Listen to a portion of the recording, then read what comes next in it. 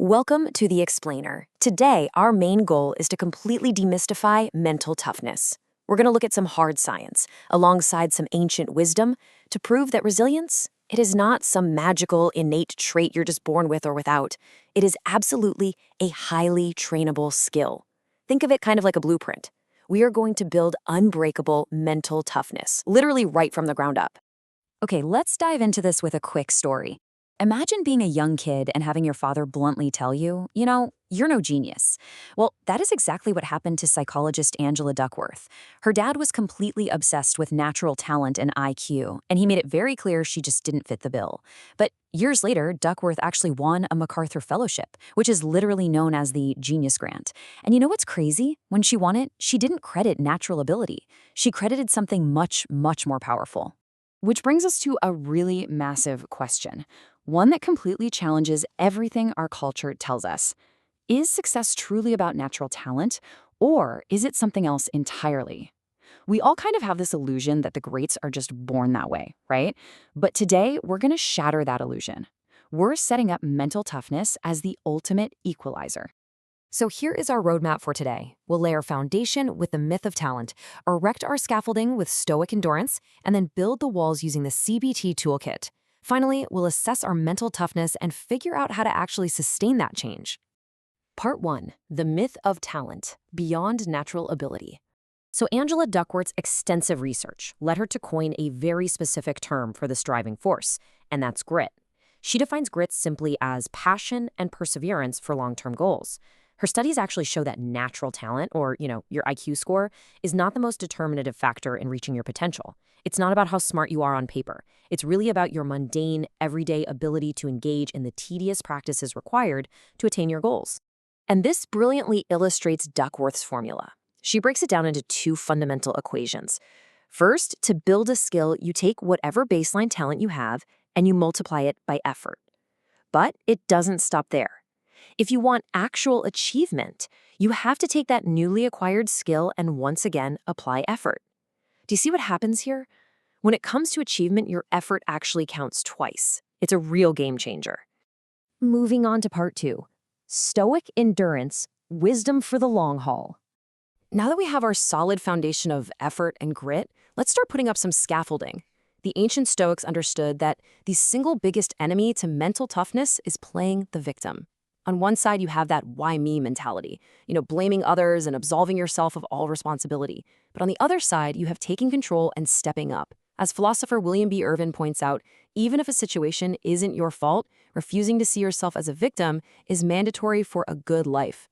When you victimize yourself, you literally relinquish control. And without ownership, meaningful progress is just impossible.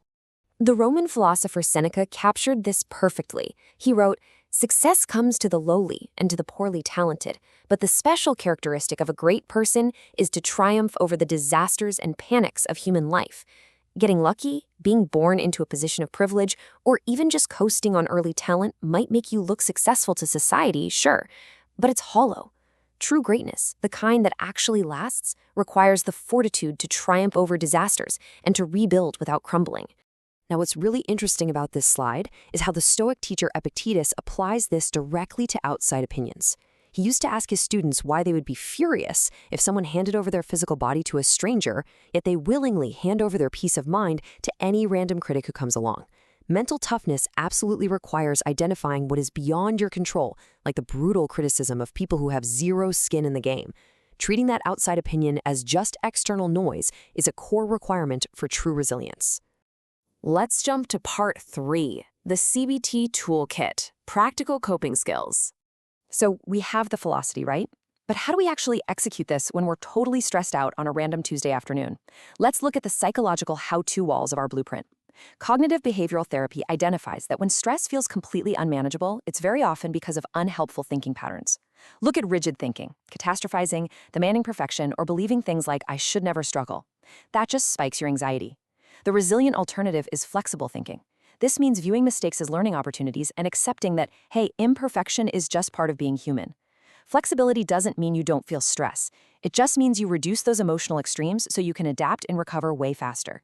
Now, to get to that flexible thinking, you have to be able to physically calm your nervous system out of its fight or flight response. So here are some rapid-fire CBT methods you can use literally anywhere. Try slow diaphragmatic breathing, progressive muscle relaxation, grounding techniques like intentionally noticing 5 things you can see and 4 things you can feel around you, or simply taking a brief intentional pause before you respond to a triggering email. These aren't just wellness fads, guys. They actually restore rational thinking to your brain when you are under immense pressure. And this brings us to a massive mythbuster. Listen, resilience is not about constant grinding endurance. It requires intentional recovery. We're talking consistent sleep, regular movement, meaningful connection, clear boundaries around your work, and deep self-compassion.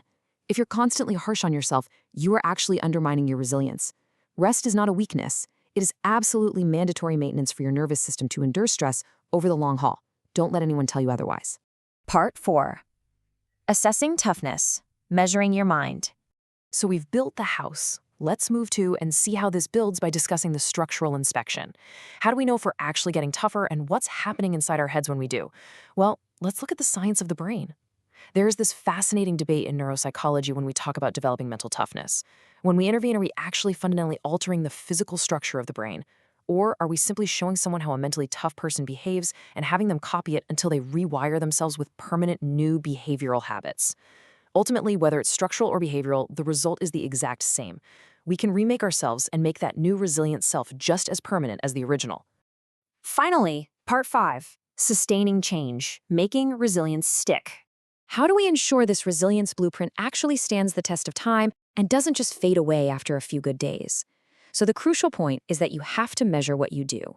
The MTQ-48 training model emphasizes that to develop something, you must define it and assess your starting point. When you use a valid model to measure your mental toughness, you get a really clear gap analysis. It enables you to understand exactly why you behave a certain way under pressure, and it allows you to focus the right interventions on your specific weaknesses.